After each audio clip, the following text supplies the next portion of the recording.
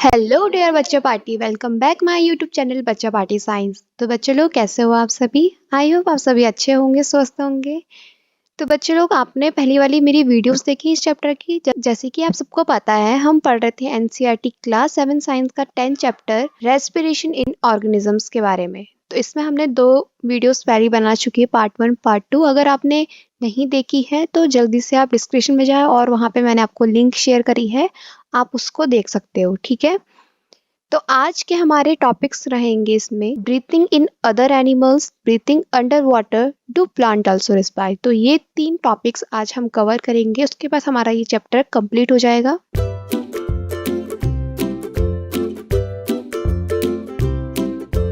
So let's go, आते हैं हम अपने आज के नए टॉपिक्स में। तो पहला टॉपिक है हमारा ब्रीथिंग इन अदर एनिमल्स। तो आपने जितना भी पढ़ा था ऊपर, मैकेनिज्म ऑफ ब्रीथिंग, ब्रीथिंग कैसे करते हैं, जितना भी हमने कुछ पढ़ा है, अगर आपको उसमें से कोई क्वेरी है, कुछ क्वेश्चन पूछना है, तो आप कमेंट सेक्शन में हमें बता सकते हो। तो इसमें दिया गया है animals such as elephant, lions, cows, goat, frogs, lizards, snakes, but have lungs in their chest cavities like the human beings. तो जैसे कि आपको पता है, जितने भी एनिमल्स होते हैं, चाहे एलिफेंट, लायन, स्नेक्स या कोई भी हो, इंसेक्ट हो, ठीक है, उनमें जो लंग्स होता है वो कहाँ होता है? चेस्ट कैविटी में होता है, जैसे ह्यूमन बींग्स का होता है। तो वैसे काम करता है जैसे ह्यूमन बींग का होगा, ठीक है। How do other organism breathe? तो किस तरह से अदर ऑर्गेनिज्म ब्रीथ करते हैं? हमने अपने बारे में तो पढ़ लिया कि हमारे कौन कौन से मैकेनिज्म होते हैं। अब बात आती है ऑर्गेनिजम्स के बारे में। Do they have also lungs like those of human being? Let's us find out. क्या उनके पास भी ऐसी ह्यूमन बींग की तरह लंग्स होते हैं? चलो आइए हम पढ़ते हैं इसके बारे में। तो सबसे पहले आता है कॉकरोच, ठीक है। A cockroach has small opening on the sides of its body. जो कॉकरोच होता है, आपने कॉकरोच देखा होगा, ठीक है, आपको ऊपर भी डायग्राम दिया गया है। तो कॉकरोच का क्या होता है? एक स्मॉल ओपनिंग होती है साइड से, उसकी बॉडी में स्मॉल ओपनिंग होती है साइड से, ठीक है। Other insect also have similar opening. तो ऐसी दूसरे इंसेक्ट्स हो, कोई भी चीज हो, उनमें भी सेम चीज होती है। जैसे आपने देखा होगा उनमें पंख होते हैं, ठीक है। तो ये सारी चीजें अदर ऑर्गेनिज्म में भी होती है। These opening are called spiracles. तो इस ओपनिंग को हम स्पेरिकल्स कहते हैं। Insects have a network of air tubes called tracheae for gas exchange. जो इंसेक्ट्स होते हैं, इनके पास एक नेटवर्क होता है ईयर में, ठीक है। एक ऐसा नेटवर्क होता है जो गैस को एक्सचेंज कर सकते हैं, उसको हम टेरिकिया कहते हैं।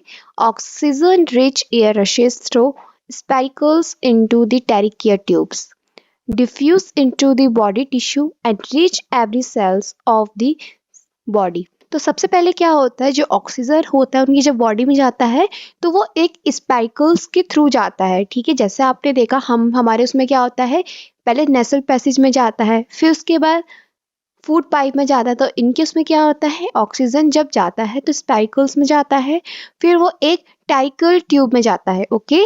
फिर वो डिफ्यूज होता है बॉडी टिश्यूज में, धीरे धीरे डिफ्यूज हो जाता है, जैसे हमारी बॉडी में होता है कि वो लंग्स में जाता है, डायफ्राम में जाता है, फिर पूरी बॉडी में फैलता है। तो इनके उसमें भी यही होता है कि ये जो ऑक्सीजन होता है वो सब जगह डिफ्यूज हो जाता है, और सारे जो सेल्स होते हैं बॉडी में वहाँ पे चले जाता है, ओके।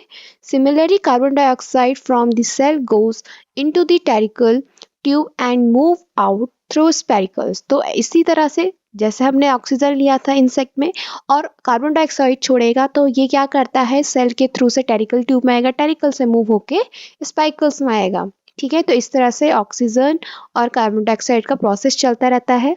दिस एयर ट्यूब और tracheae are found only in insect and not in any other group of animals. जो ये ईयर ट्यूब हो या फिर टेरिकिया हो, ये सिर्फ फाउंड होता है इंसेक्ट्स में, ओके। फिर से सुना, ये इंसेक्ट्स में फाउंड होता है और कोई भी ग्रुप के एनिमल हो उसमें ये फाउंड नहीं होता है। तो पहले हमने कॉकरोच के बारे में पढ़ा, इतना है आपको समझ में किस तरह से इनका प्रोसेस चलता है। अगर आपको इसमें प्रॉब्लम है तो आप मुझसे पूछ सकते हो, ठीक है। फिर आते हैं हम अर्थवॉर्म में। Recall from chapter 9 of class 6 that earthworm breathe through their skin.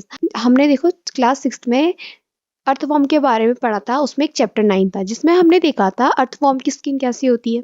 ठीक है, जैसे कि आपको इस पिक्चर में शो हो रहा है, ये हमारा क्या होता है, अर्थवॉर्म होता है।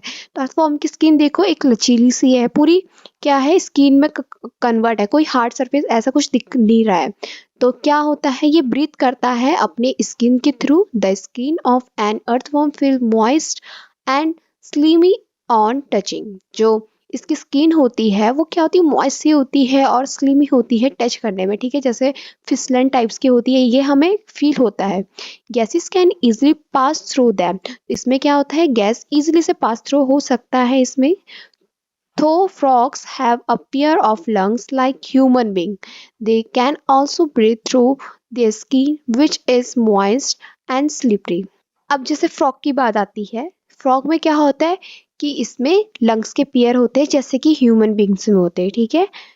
और ये क्या करता है, अपने स्किन के थ्रू भी ब्रीथ करता है, जो कि इसकी स्किन होती है मॉइस्ट सी होती है और स्लिपरी में होती है। तो यहाँ पे अर्थवॉर्म के बारे में पढ़ लिया हमने। Now come on the next topic, breathing under water. Can we breathe and survive in water? क्या हम लोग पानी के नीचे ब्रीथ कर सकते हैं, सर्वाइव कर सकते हैं? जरा बताइए। There are many organism which live in water. बहुत सारे ऑर्गेनिज्म ऐसे होते हैं कि जो वाटर के अंदर रहते हैं, ठीक है, आपको तो पता ही होगा, जैसे ऑक्टोपस, फिश, सी हॉर्स, ये सारी चीजें वाटर में रहती है। How do they breathe under water? तो ये सारी चीजें कैसे ब्रीथ करती है? आखिर कैसे हो सकता है कि पानी के नीचे कोई ब्रीथ कर सकता है? You have studied in class 6 that gills in fish help them to use oxygen dissolved in water। तो आपने क्लास 6 में पढ़ा था कि फिश के पास क्या होता है, गिल्स होता है, ये तो आप सबको पता ही है, ठीक है। ये क्या करता है कि ऑक्सीजन को लेने में मदद करता है। क्या करता है कि वाटर में ऑक्सीजन प्रेजेंट होता है, तो गिल्स के थ्रू वो जाता है, वाटर जाता है अंदर और वो ऑक्सीजन में कन्वर्ट कर देता है, ठीक है। Gills are projection of the skin. जो गिल्स होता है वो एक स्किन के फॉर्म में होता है, उसकी जगह आपको ये डायग्राम दिया गया है ना, तो इस तरह से यहाँ पे कानों के सामने उसके क्या होते हैं, गिल्स होते हैं। You may wonder how gills help in breathing. तो आप अब बताइए कि चौंकाने वाली बात है कि आखिर कैसे ये गिल्स हेल्प करती है ब्रीथिंग में। Gills are well supplied with blood vessels for exchange of gases. जो गिल्स होते हैं वो एक ऐसी चीज है कि ये सप्लाई करते रहती है ब्लड वेसल्स में, ठीक है। जो ये ऑक्सीजन लेंगे वाटर के थ्रू, तो ये क्या करेंगे, उस ऑक्सीजन को ब्लड वेसल्स में पहुंचाते रहेंगे और ये एक्सचेंज करते हैं गैसेस को। जैसे कि हमारे उसमें होता है, हम ऑक्सीजन लेते हैं और हमारी पूरी बॉडी में जाता है, हमारे नर्व्स में जाता है, हमारी ब्लड वेसल्स में जाता है। तो इसी तरह से इनका भी यही फंक्शन होता है। तो ध्यान रखना, हर इंसेक्ट का, हर ऑर्गेनिज्म का, हर एनिमल्स का अलग अलग तरीके होते हैं ऑक्सीजन को लेने के, ठीक है, ब्रीथ करने के। Now come on the last topic, do plant also respire like other living organism? Plants also respire for their survival as you have learned in class 6। जैसे कि हमने ऊपर पढ़ा सारे ऑर्गेनिज्म के बारे में कि इस तरह से वो ब्रीथ कर सकते हैं, ठीक है। तो इसी तरह से जो प्लांट होते हैं उनका भी एक तरीका होता है ब्रीथिंग करने का, जैसे कि हमने क्लास 6 में पढ़ा था। They also take in oxygen from in air and give out carbon dioxide. ये भी सारे ऑर्गेनिज्म ह्यूमन की तरह ऑक्सीजन को लेते हैं एयर से और कार्बन डाइऑक्साइड को छोड़ते हैं। In the cell oxygen is used to break down glucose into carbon dioxide and water as in other organism। जो ऑक्सीजन के सेल्स होते हैं वो हेल्प करते हैं इनके ब्रेक डाउन करने में, मतलब जो ये फूड गेन करते हैं, एनर्जी लेते हैं, तो इनका जो ग्लूकोज बनता है प्लांट में, इसको ये ब्रेक डाउन करते हैं, फिर ये कन्वर्ट करते हैं कार्बन डाइऑक्साइड और वाटर में, ठीक है, जैसे कि अदर ऑर्गेनिज्म करते हैं। In plants, each part can independently take in oxygen from the air and give out carbon dioxide। जो प्लांट्स के पार्ट होते हैं, हर पार्ट क्या होता है, इंडिपेंडेंटली ऑक्सीजन को लेता है। ऐसे नहीं है कि एक जगह ले गया तो दूसरी जगह नहीं लेगा, सब जगह इनका सप्लाई होता रहता है, ठीक है, एयर से, और इसके साथ वो कार्बन डाइऑक्साइड को बाहर छोड़ते हैं। You have already learned in chapter first that the leaves of the plants have tiny pores called stomata for exchange of oxygen and carbon dioxide। तो आपने पहले ही पढ़ चुका है चैप्टर 1 में लीव्स के बारे में, ठीक है, कि लीव्स में क्या होता है, एक टिनी पोर्स होते हैं जिसको हम स्टोमेटा कहते हैं। ये क्या काम करते हैं, ऑक्सीजन और कार्बन डाइऑक्साइड को एक्सचेंज करते रहते हैं। Like all other living cells of the plants, the root cells also need oxygen to generate energy. जैसे कि ऑल लिविंग सेल्स होते हैं प्लांट्स में, उसी तरह से रूट सेल्स होते हैं हमारे। तो रूट सेल्स क्या करते हैं, ये ऑक्सीजन को जनरेट करते हैं और एनर्जी प्रोड्यूस करते हैं। Root takes up air from the air space present between the soil particle. Root air को लेता है, फिर उसमें जो एयर स्पेस रहते हैं वो भर देता है, ठीक है, सॉइल पार्टिकल में। अब देखो, आपको जैसे सॉइल दिख रही है पिक्चर में, सॉइल में आप देख रहे हो कि इनके बीच में बहुत गैप है, ये एक दूसरे से ज़्यादा चिपके नहीं है, ठीक है, बहुत गैप है। तो इनके बीच में जो गैप रहता है वहाँ पे एयर अपनी जगह को फिल करता रहता है। जैसे कि आपको नीचे भी डायग्राम दिया गया है, root absorb air from this soil. तो यहाँ पे आपको एक रूट दिया गया है, जैसे कि यहाँ पे सॉइल पार्टिकल्स है, ये जो आपको दिख रहे हैं बड़े से, ये आपके सॉइल पार्टिकल्स आते हैं और ये आपके रूट हेयर हो गए हैं। यहाँ पे आपकी जो जड़ें रहती हैं उसके हेयर से, और एयर स्पेस देखो, यहाँ पे जो खाली खाली जगह आपको दिखाई दे पड़ रही है, यहाँ पे एयर स्पेस होता है। तो यहाँ पे एयर अपनी जगह को फिल करता है। Can you guess what will happen if a potted plant is overwatered? क्या आप अंदाजा लगा सकते हैं कि अगर गमले में लगे पौधे में जरूरत से ज्यादा पानी भर दिया जाए तो क्या होगा?